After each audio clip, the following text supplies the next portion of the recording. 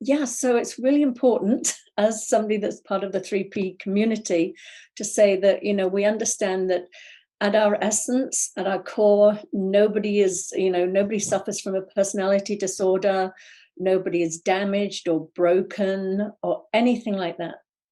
But we're not just our spiritual essence. We're also these wonderfully unique little human beings as well. We're all one. And sometimes in the world of form, some people can have some, you know, thinking that results in a behavior that can be really unhealthy in relationships. So I just want to mention that. So I'm not diagnosing anybody. I am going to be using the words codependency and narcissism. But as I said, with the understanding that, they're pointing to a set of behaviors, not a personality or a person, because obviously we're ever changing. We are not static. We are just these beautiful, what's the word I'm looking for? Potential. We're just pure potential all the time. So, having said that, I'm going to just use a few notes here just to make sure I don't miss anything out. So, if you see me looking over a bit, forgive me. So, so basically, getting lured into a narcissistic relationship is a bit like getting lured into a cult. And most cult leaders are narcissists, if not sociopaths and psychopaths, some of them. So what happens is nobody comes out with a billboard and says, hey, I'm going to sort of lie to you, manipulate you, abuse you, and take all your money, or whatever it is that people do when they lure people into a relationship like that. So that's really important to understand. Most of us get pulled in for the best reasons, whether, as I say, if it's a cult, it usually promises of we're going to do great things in the world, or if it's in a romantic relationship with a narcissist, it's like, oops, I'm going to mute somebody here. It's going to be, promises of, this is going to be the most incredible love affair you've ever had in your life. I'll love you and honor you and worship you. And, so we do get drawn into this. And the thing is to remember that the narcissistic relationship has an addictive quality to it. And it's not just an emotional or a psychological addiction that develops. There's actually also a neurochemical addiction that starts to take place. So it's really important that we don't shame ourselves and think, how did I get into this? What's wrong with me? What didn't I see? Because, as I said, the red flags are not obvious to everybody at all. They're obvious to me now because of all the work I've done and because of the work I do. But when I was younger, I was lured into a lot of narcissistic relationships, and I did not see all the red flags. So it's really important to see that there are common patterns. I mean, it's amazing when I do my program, people go, oh my God, you're talking about me. But I hear it from so many people. Or they'll say, oh my God, you're talking about my partner. So there are some really strong patterns that can occur here.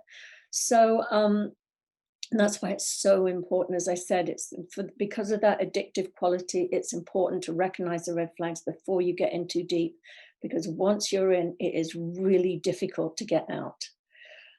So some of the characteristics to look out for, if you're sort of in the beginnings of a relationship, often, and again, people that we describe as narcissistic, they fall into three categories of narcissism. There's the covert, the overt, and the malignant. So some of these characteristics will apply to some and not to others, and sometimes it's all of it. So just, hear them all and see what resonates with you. So they can be extremely confident and charismatic, seductive and lots of fun to be around. They can talk a lot about themselves, and it can almost, appear to be sort of bragging or boastful. Excuse me. But there's an air about them. There's a superiority, that there's something about them that's special. So they'll often talk about their achievements, and they need a lot of praise and adoration. That's sort of one thing that can come in here. Or they can play the victim. the puppy dog, and you meet them, and they're seem so sweet and vulnerable, and you just want to love them and take care of them. And usually they'll tell you stories about, like, I'm thinking of one in my head right now that somebody told me, but which I'll share in a minute.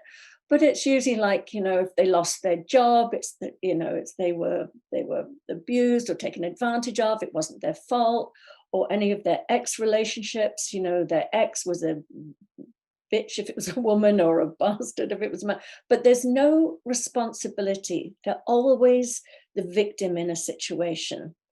They'll tell you their sad story of how they grew up, why they are the way they are. They may have an addiction or something, but you will be pulled in, and they will present like you're the only one that understands them and can help them. Very flattering. So it's a different form of flattery. Or they can have an inflated sense of self, like there's, it's never their fault. The rules don't apply to them. If they've been speeding and they get a ticket, it's always the idiot that pulled them over. It's everybody else's fault but theirs. Or that, again, that they shouldn't have to adhere to these stupid rules. And then they like to control and dominate and bully. And this can be done overtly or covertly.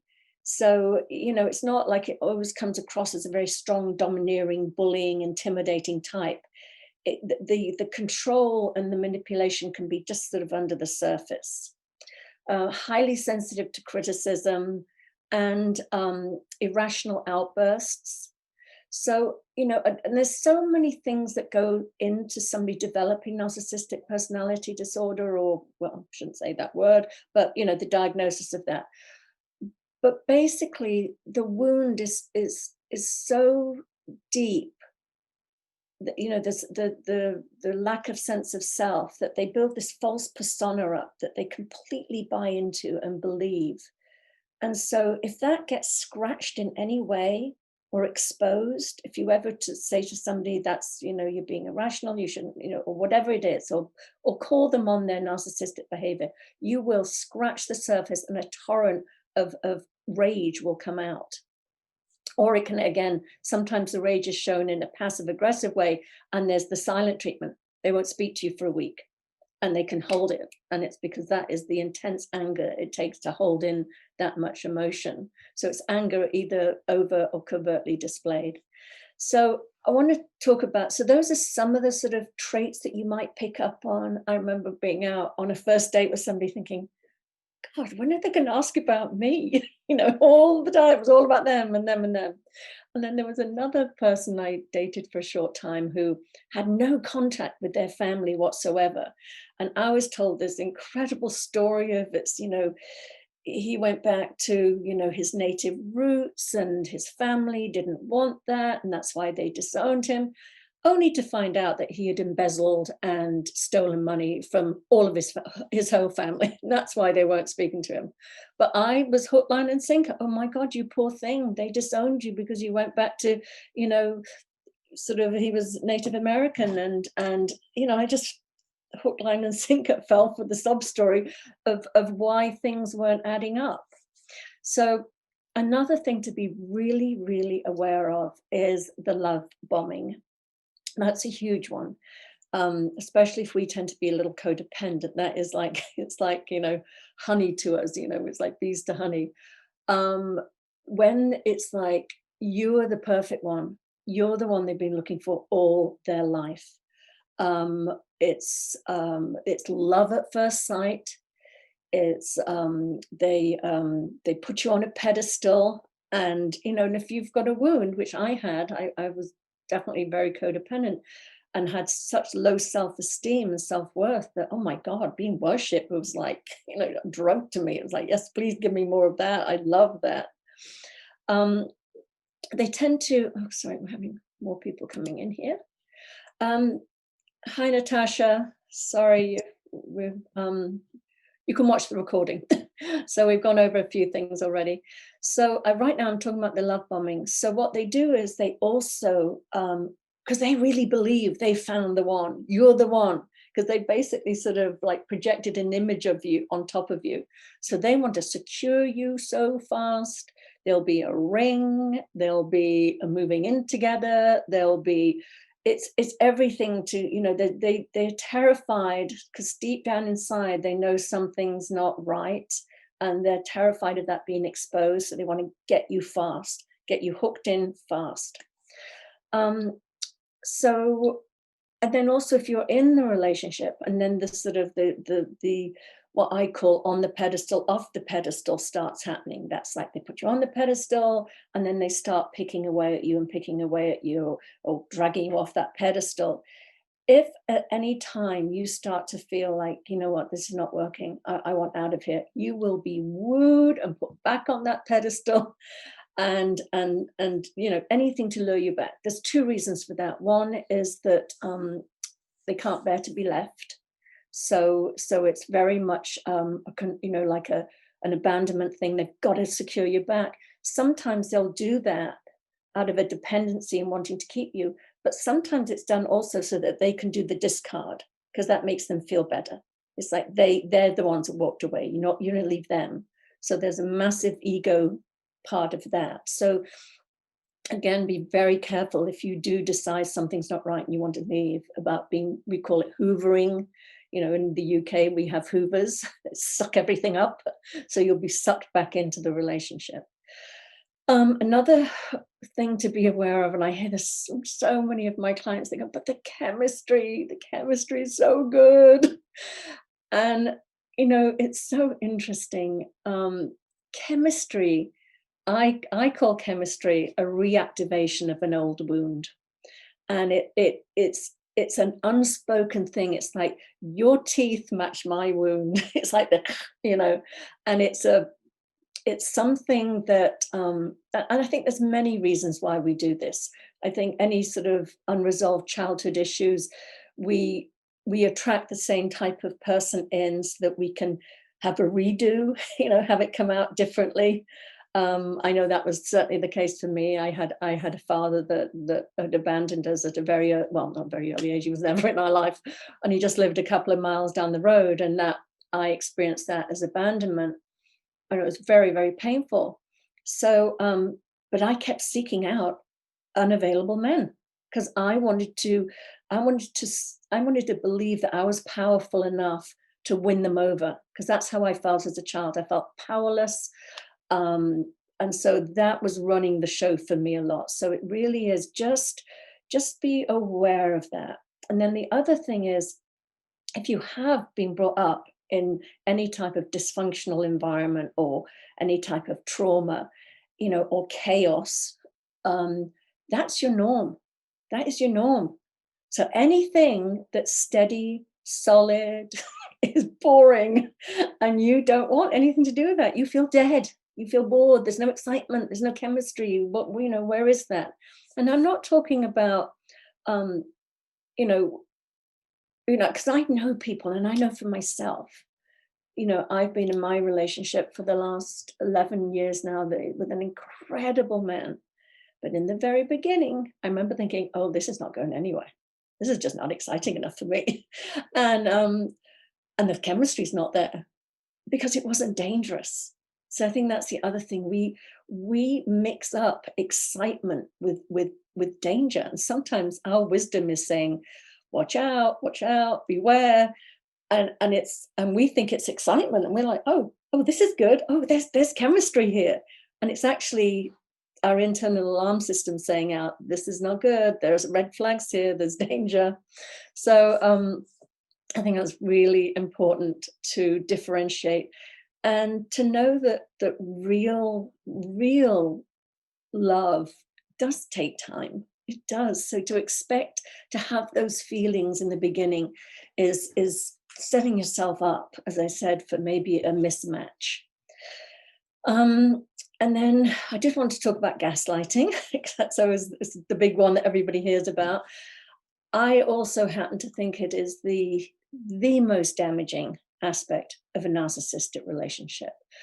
There is, I shouldn't say that. There are, I mean, being dominated, controlled, separated from your family, financially, you know, restricted, whatever it is. There are many factors that are very damaging in it.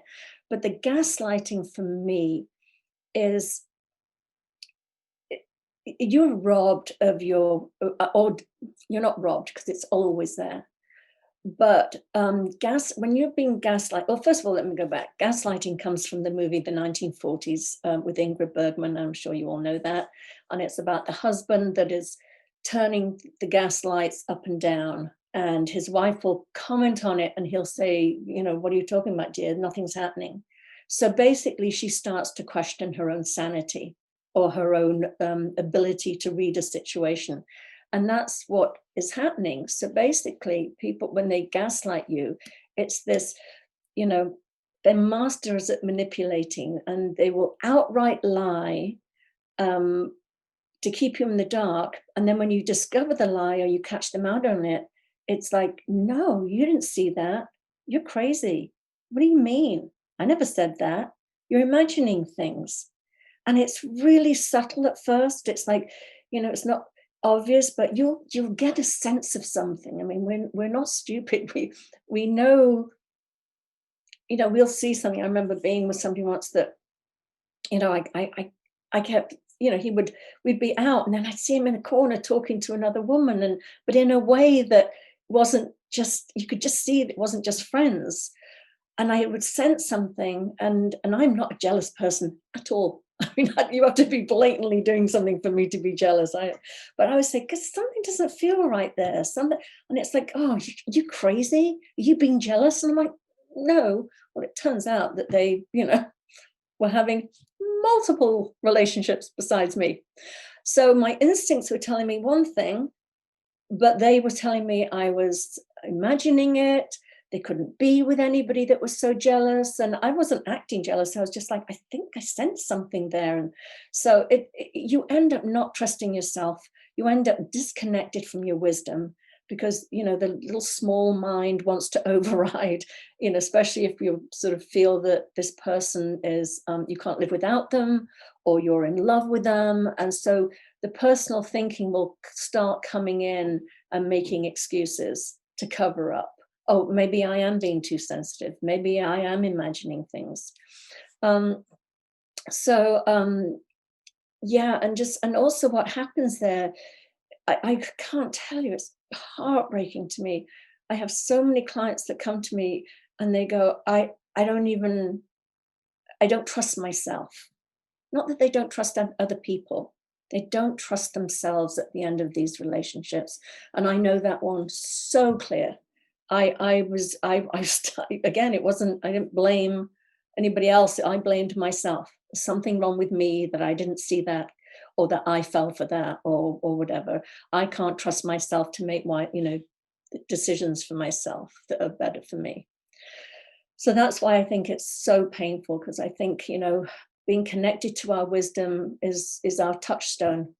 That's what keeps us safe and sane in the world. It's what helps us navigate life.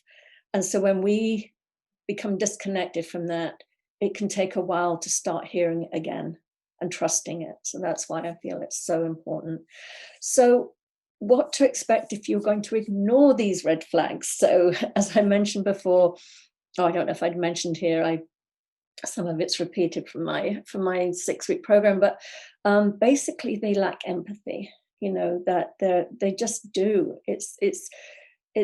They just, and there's a lot of psychological tests that have been done, and, especially in prison systems and things like that. They say it's the wiring even, they'll show flashcards of like a puppy, and normal brain waves there'll be a little, oh, that's cute, or a baby, oh, that's cute. And then a house or a car, it's like, Well, apparently these studies that were done, where they were reading the brainwaves of people that were diagnosed with narcissistic personality disorder, everything's an object. Everything is there to be of service to them. So that's why some people at the end of the relationship will often feel sort of discarded and like, didn't I mean anything? Or replaced really quickly. Like, oh my God, did I leave too soon? Have they changed? Does this new partner, do they have something we didn't have? So So anyway, so just understand that they appear to be wired a little differently. There is a lack of empathy and ability to put themselves in your shoes, and as such, you will always come second. They're incredibly selfish. It's about them and their needs and wants. You'll find yourself walking on eggshells because of that volatility that I described, that sensitivity and the volatility. So you'll feel like you're in a relationship with a Jekyll and Hyde, and everything's going great, 1 minute, and next minute, I used to equate it to like walking on a path together, like holding hands, everything's great, and all of a sudden being like smacked in the side of the head. I mean, I'd be like whiplash, like what happened? What did I say? An innocent little comment can be taken, turned, and used against you. So you're always on this sort of like, and you start editing yourself and editing, should I say this? Shouldn't I say this? And it's just so painful. You're constantly on high alert. But again, if you grew up in that atmosphere, dysfunctional atmosphere, maybe you grew up with a parent that had substance abuse or mental health issues, there's always that you're hyper alert to that. So it feels somewhat normal to you. The gaslighting, as I said, that's going to be a part of your relationship. You're never going to know the whole truth. Often what happens is because of that need to be worshipped and adored, that usually happens in the beginning of a relationship. So often what will happen, there will be other people in the wings. There will be other relationships going on, new ones. I mean, they don't last very long. You might be the permanent one, but they need their fix, that fix of adoration that comes from a new relationship. So that's part of the gaslighting that can happen. As I said, you'll lose all sense of yourself and of reality. It's their way or the highway. You're going to be putting all the effort into the relationship. It's a one-way street. The other thing is, if there are problems in the relationship, it's going to be all your fault. And it's that constant projecting and blaming and not taking any responsibility. In the more severe cases, the dominance and control can actually be separating you from your family and your friends, isolating you. It can be a financial, you're completely and utterly in the dark about your finances, say you are in a marriage or in a living together. Your confidence and self-esteem will be absolutely in the toilet, eroded away over time. Shame, and I'm not going into the whole codependency thing here right now, but most people get involved in these relationships have codependency, and at the core of codependency is shame and a fear of abandonment. I go much deeper into that in my program. But what happens is, over time, because something inside you is telling you this isn't right, you're being abused and neglected and whatever it is. And when you ignore that, that just builds the shame even further. How could I put up with this? But it's often, I used to equate it to, and I'm not a gambler at all, but I've been in a casino. And those slot machines when you're sitting there and you're putting a whatever penny or quarter, whatever it is you put in these things. I used to feel in my relationship that I had put in so many quarters that if I was to get up and walk away, some other woman would come in, sit down, put 1 quarter in and get all the big reward, all the payout. And that sort of thinking keeps you trapped, keeps you just hoping that they will see the light, because, quite honestly, their behavior can appear to be outrageous. And you just want them to see, hey, this is not healthy. This is painful. This is, harmful to us. So you're waiting for them to sort of wake up.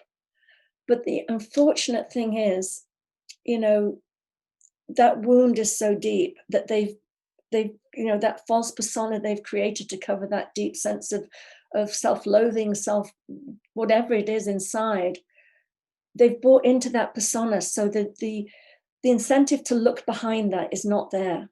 It just isn't. Codependents have the same wound, but they're aware of their feelings of lack of self-worth. So we as codependents, we're the ones that go into therapy.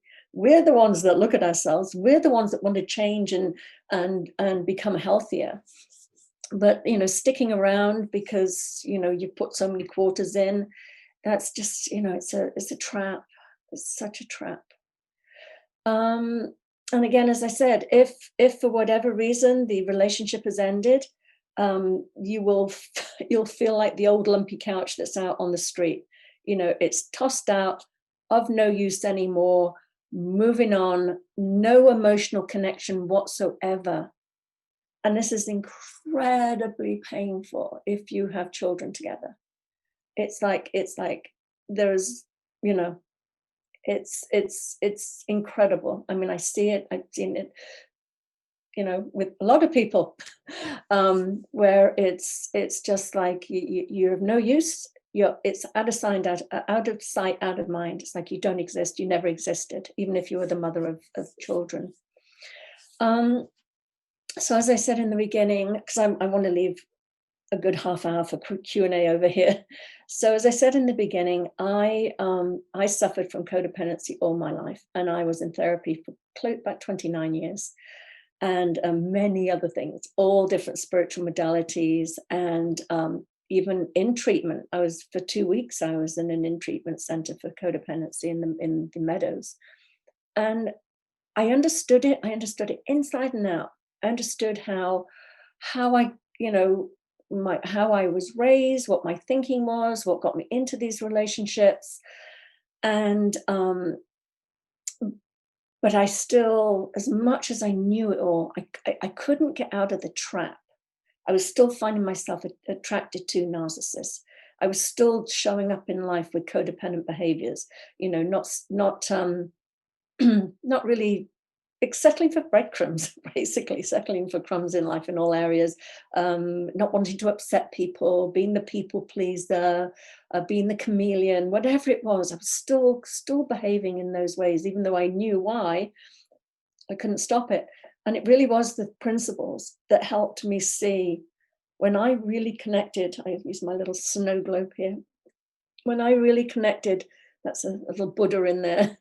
When as I said, I had a master's in spiritual psychology, had a lot of information up here, but nothing dropped into my being, into my knowing.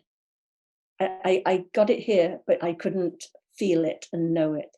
And something about the principles just helped me just, the understanding that we are all created equal. When you're living in that sort of little 4% of the human form, you're looking around going, well, we're not all equal, and part of my attraction to a narcissist was feeling so weak and vulnerable. Big, strong, powerful type I felt was what I needed. But once I knew that I was equal to everybody else, oh my goodness, we just have somebody else joining us. Once I knew I was equal, and I had, hi Marianne, I'll mute you. Once I knew I was equal, I didn't look to other people to complete me. Once I knew I had all the same resilience within me, the same strength within me, the same well-being, the same wisdom, I stopped looking for it on the outside. So that was a massive thing I saw. And then, just when I started really, I say love myself, know that I am made of love. It's not like the little small me has to learn to love myself. It's like, no, it's like, oh, hang on a minute. I am love. I am this thing. And when I got that absolutely at my core, I wasn't vulnerable to flattery. I wasn't vulnerable to somebody moving really fast and projecting, I love you, you're amazing. I was, if anybody did that to me today, I'd be like, oh, please go, you don't even know me. But before it was like, what, you see me? You love me? You recognize how, whatever it was. I'm laughing because I think it's so, I have such compassion for my younger self that was so vulnerable to that. And I suppose I'm just really happy that I'm not there anymore. So I would love to open it up to questions. Do anybody have anything they want to ask? Just it's only a small group of us, so you can raise your hand. Or those that are not on camera, you can just go to the participants button and raise your hand there. If anybody has a question.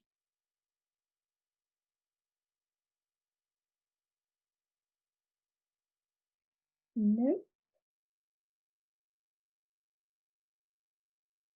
Okay, Natasha. Okay. Yay, Can we get this in school? This is like life teachings that, you know, when you have you're like mother and daughter conversation in school about your hormones and how your body's going to change. Can this not be put in then? That's what I'm just feeling like I could have done with this years ago. But I'm getting it now, which is the positive. Yeah. Well. Yeah, I think hearing you, I'm identifying with a lot of that information. Yeah, and it's me. I feel like I'm kind of just stepping. I've been on my own roughly around sort of 4 years now, so there's just been a lot that's gone on in that time. But I feel like I'm in a really, really nice place at the moment, and I'm kind of just sort of stepping out and venturing into that world of. And I've had people saying this year ask me out, and I'm like, "Oh, you're asking me out? Why are you asking me out?" So straight away there's that suspicion, and you know. But I've been able to make. I feel I've made healthy decisions in what my choices have been around that. But yeah, it's nerve wracking, like what you're saying, identifying with those past experiences and will I experience them again, and having that skeptical thinking of every man I meet is going to be the same, because I just don't have the ability to make or see a healthy choice. So yeah, I'm hearing that. Yeah, you know, it's so funny. It's like, well, I always say that the outer world reflects our inner world. So when we show up with self-doubt or seeing ourselves as not as equal to everybody else, we will attract a partner that will believe that and reflect that back to us. I mean, when I came out of my last one, I had a few. I had some good ones too, but those are the ones I left. You know, it was like, oh, boring. No, whatever. No drama here. No connection. Whatever it was. So there were nice men along the way, but I always wanted the bad boy. I always wanted the, you know, or complicated, because I felt complicated. So I thought a normal person would never get me. So I need somebody else that's complicated. But it's so interesting. And then all my friends at that time, or people, I saw them in similar relationships. So my worldview was a bit like, no, I'll take that back, because it wasn't, because as I said, I knew really great guys too. But what happened is when I came out of my relationship, I took a gap, a period of time. Then I started going out again, and I was attracting the same type. And my alarm bells went off, and I went, close the door again. I got to do some more work here, because it's me. I'm the common denominator here. And I did. And I went inside, and I thought, I'm just going to do this differently. Plus, I had children to raise, and I knew I had the capacity to be madly in love. I didn't want to be madly in love. I wanted to be a great mother. So I thought, until I, you know, and this is my main purpose right now, is being a great mother. And then what I found, you know, as I think I mentioned on the course we were on with my partner, I was just like, listen, I'm not looking for a relationship. Walk alongside me. We can be companions. We can be friends, but nothing more than that. And the irony was, after about 6 months or a year even, I was like, God, I really respect this person. I love how they show up in life. I love how they treat their children, their pets, their neighbors. And I even went to work for him. And then I saw how he treated people that worked under him. And I was like, wow, this is a really great person. And my love just started developing. So I think if you're, I think if there's more, when you feel ready and you know who you are at your essence, you are, I was going to swear there, but I'm not going to, but, but HS, I mean, when you know that you are that, it's like a narcissist doesn't want to be with you. They will go find somebody else. And that's the beauty of this is that, it's not just that there's something wrong with them, that, both of us have, for us to get in that relationship, water always finds its equal.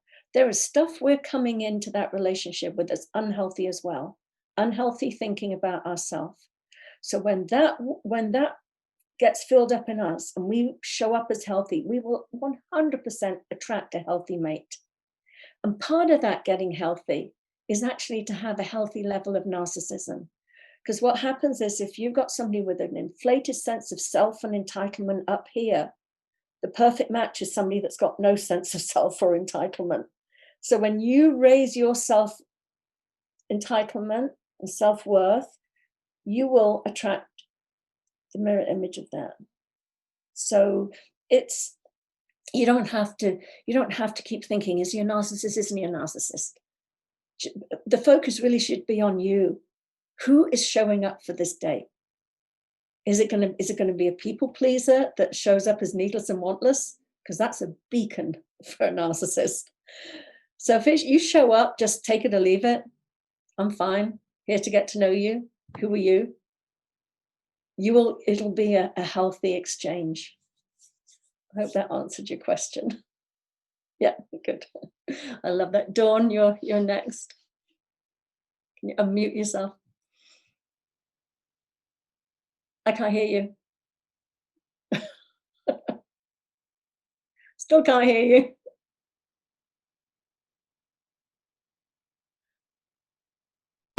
Is that any better? Yep, that's perfect. Fantastic. Yeah, sorry, I had my headphones on and I don't have a microphone on this set of headphones.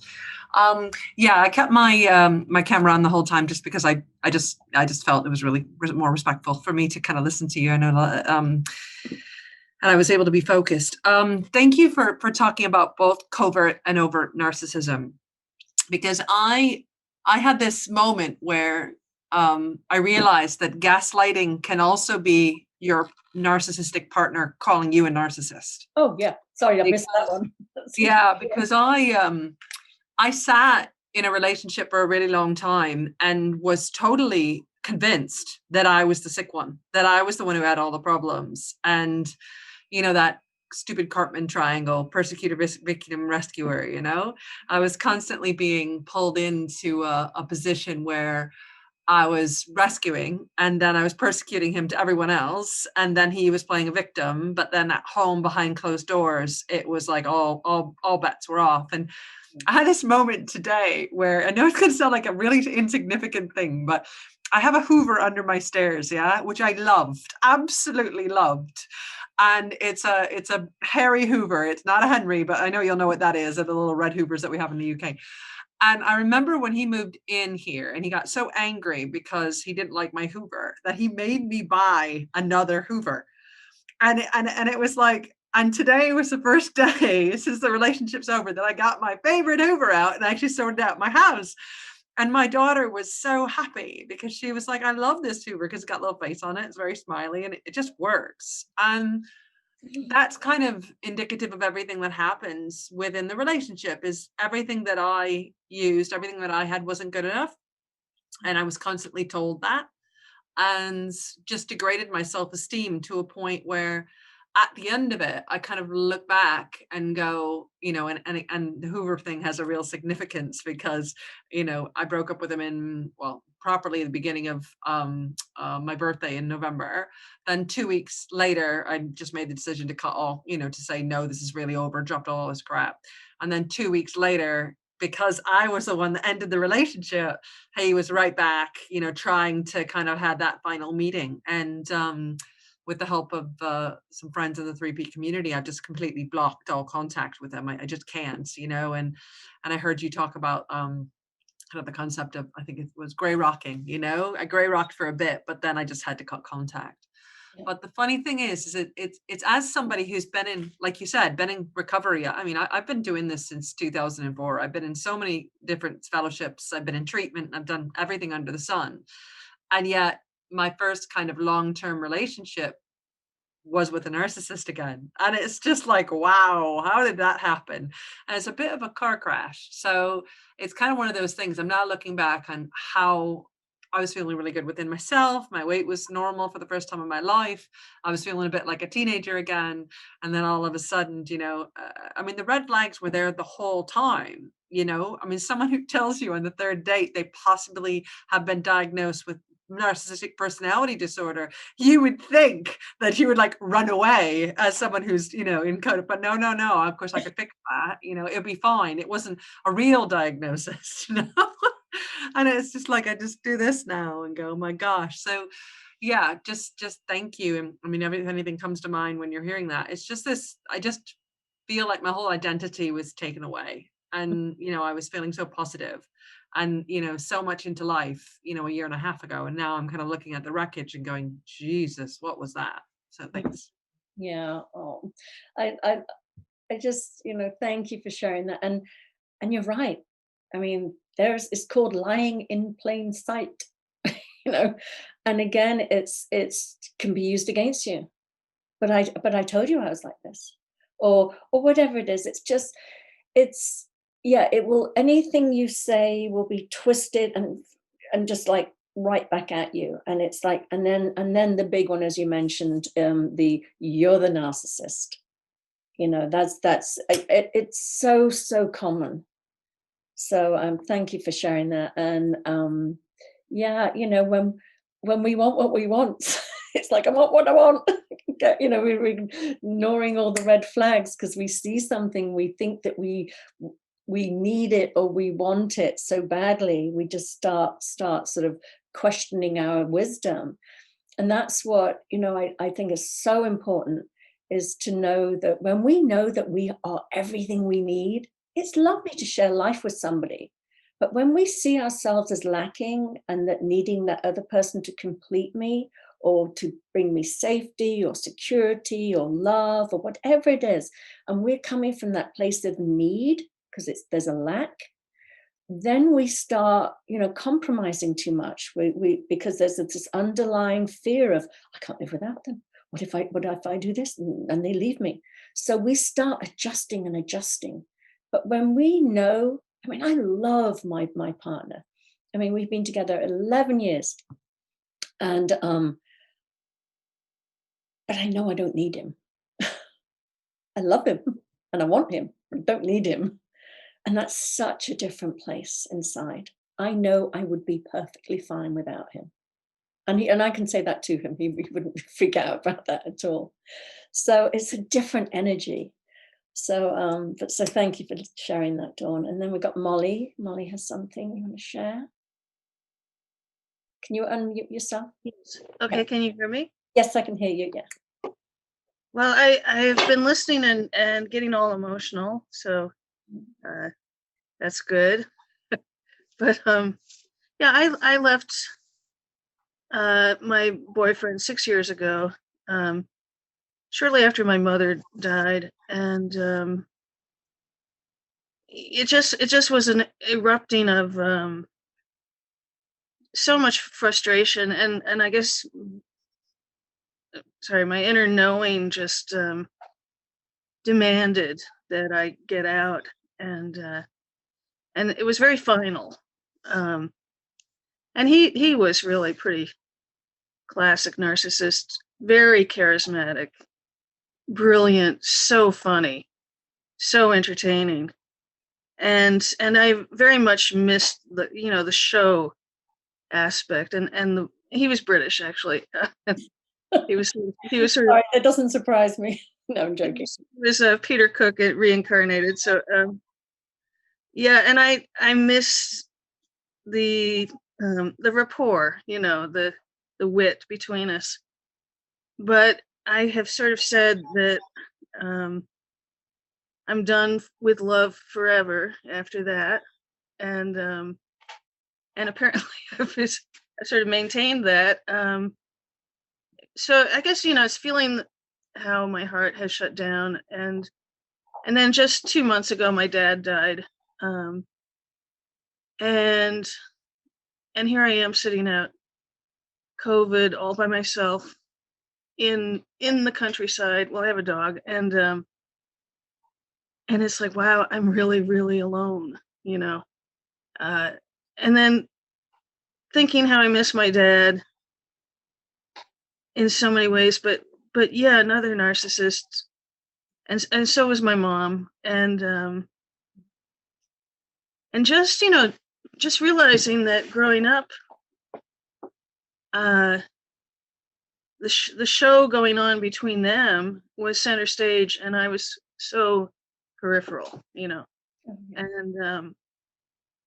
I mean, I do have a strong sense of identity, but in a way, like, who cares? Because I'm just completely cut off. I've been involved with the principals for a very, very long time, and I mean, since the early '90s. And listening to you, I was sort of struck by the thought that, wow, you don't really hear principals people talking about psychological stuff in a way. And it's kind of refreshing, because I had so many coaches kind of shame me for going back in the past, Yeah. or just, trying to say, but it really was so fucked up, my upbringing, and I don't know how to get out of it, and so anyway, I'm just rambling here, but it's just You a said lot of, some really important things I'd love to address. I mean, I love doing what I'm doing because I see such a need for it in the principals community. yeah, I love the principals. It's what helped me really disengage from the behavior that I was participating in still. It helped me have a beautiful, loving, healthy relationship. But I think there is an area that is actually can cause some harm. I mhm, think that, as I said, in the principles, if people come to me with a broken arm and a black eye and they've been physically abused, I don't think any three principles teacher will say that's just your thinking. mm, Now, what is the difference between, mental, spiritual, psychological abuse? You could, what you just said about thinking you don't want to be in another relationship, I hear that again and again and again. And that is heartbreaking to me, that somebody has had such a terrible experience that they fear going into another relationship, because we are made of love. We're meant to connect and share that love with each other.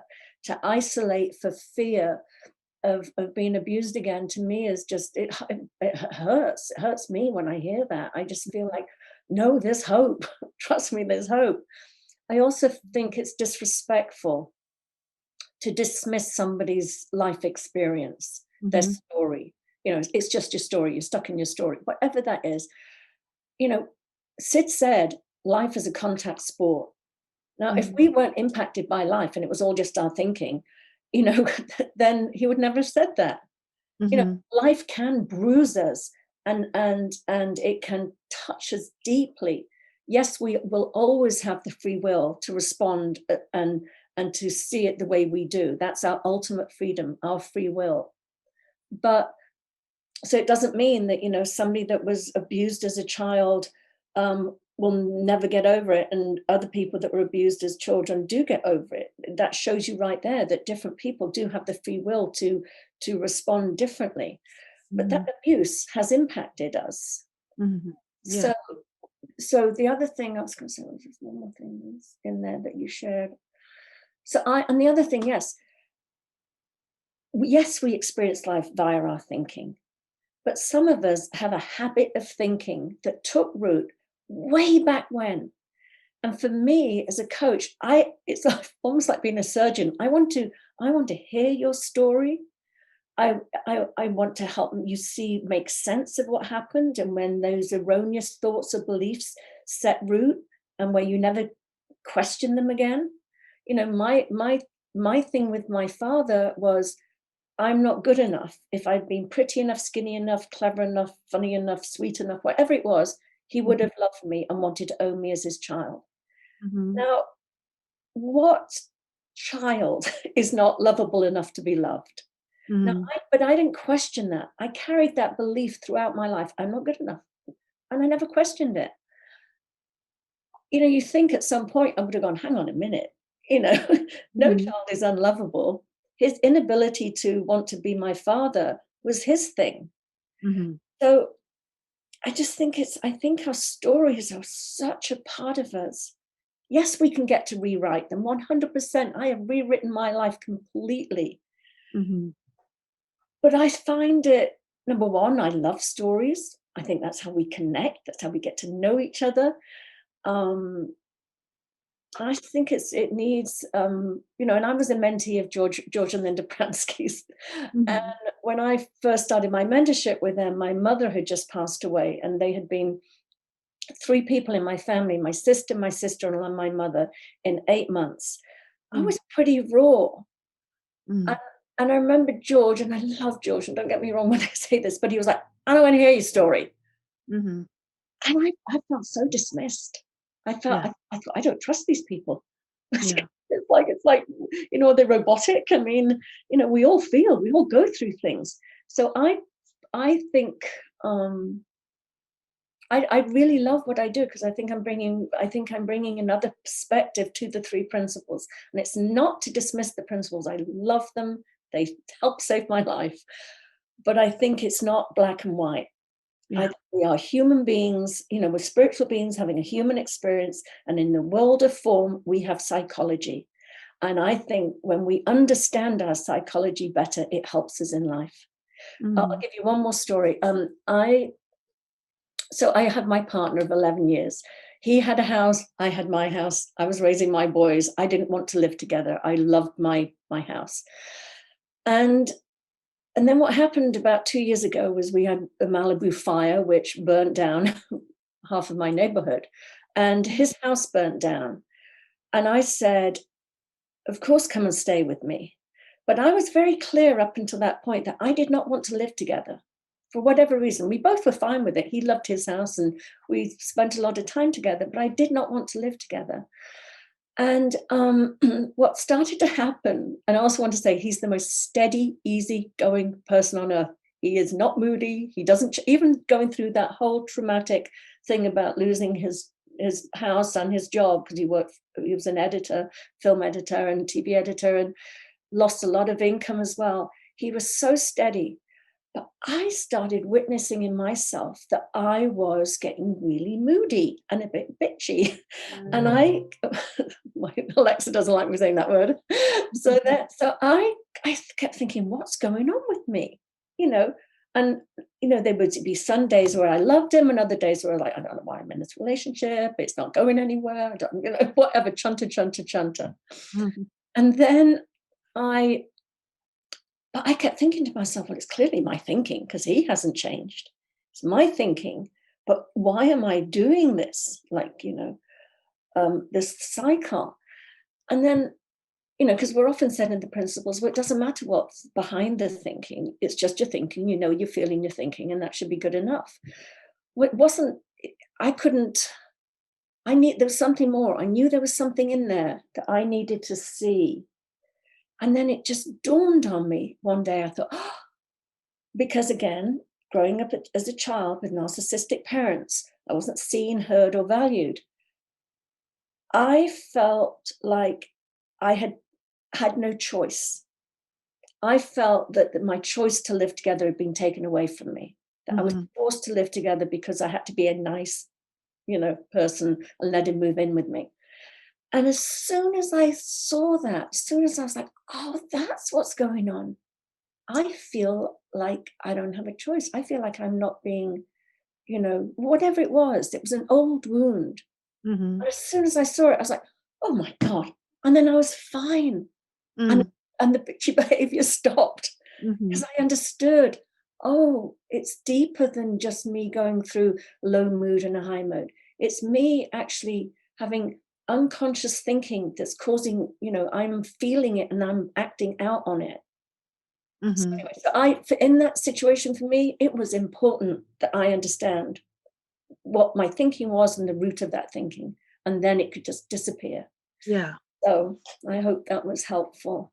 Actually, yeah, totally. I mean, I feel that the gaslighting that happens sometimes in the three principles community can be kind of extreme, and I've also found, just as you said, that I can be distressed for a long time, and something breaks through from my wisdom, from my unconscious, or whatever you want to call it, and it's like, oh, that's why I'm upset.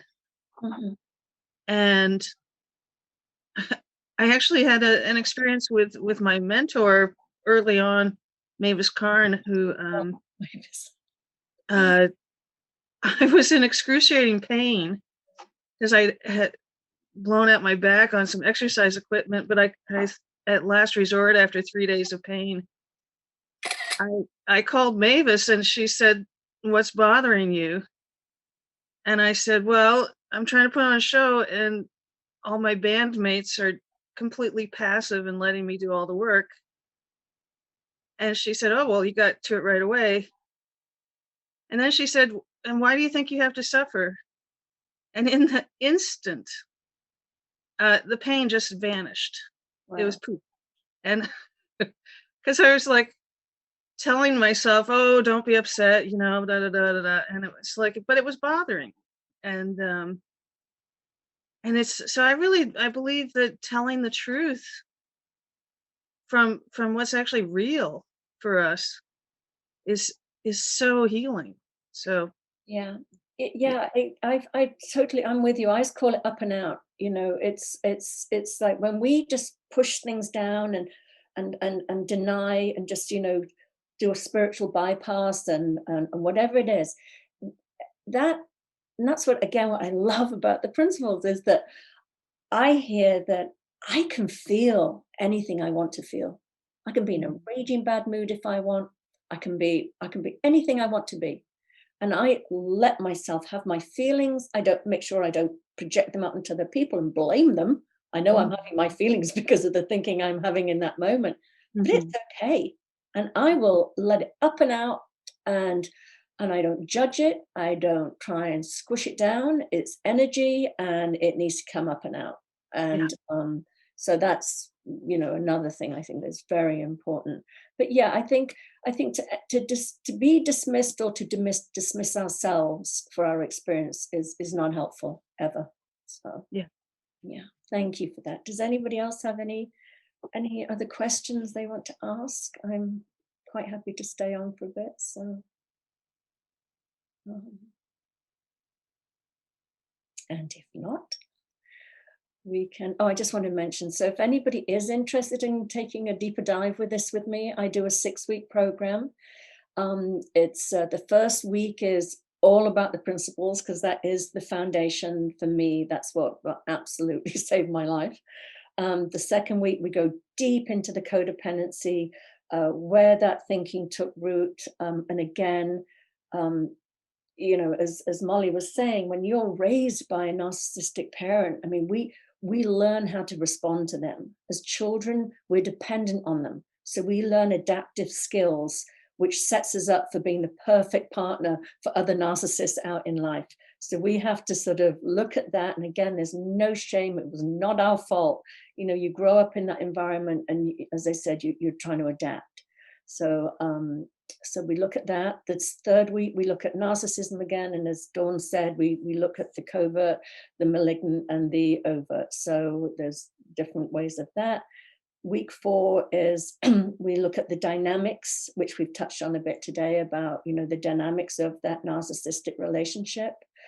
And then week 5 is, should I stay or should I go? Because some relationships you can't leave. I mean, especially if we don't ever diagnose, well, we're diagnosed now, but we would never say somebody's displaying narcissistic personality disorder, under the age of early 20s, because it's quite natural to be narcissistic as a teenager or self-centered. So, but say you have an adult child, you don't want to abandon them, but so how do you, or your boss is a narcissist, or that's very common, or your parents are, and now they're getting older and they need your help again. So that dynamic starts happening again. You start feeling, even if you're 50, you start feeling like you did as a 5-year-old.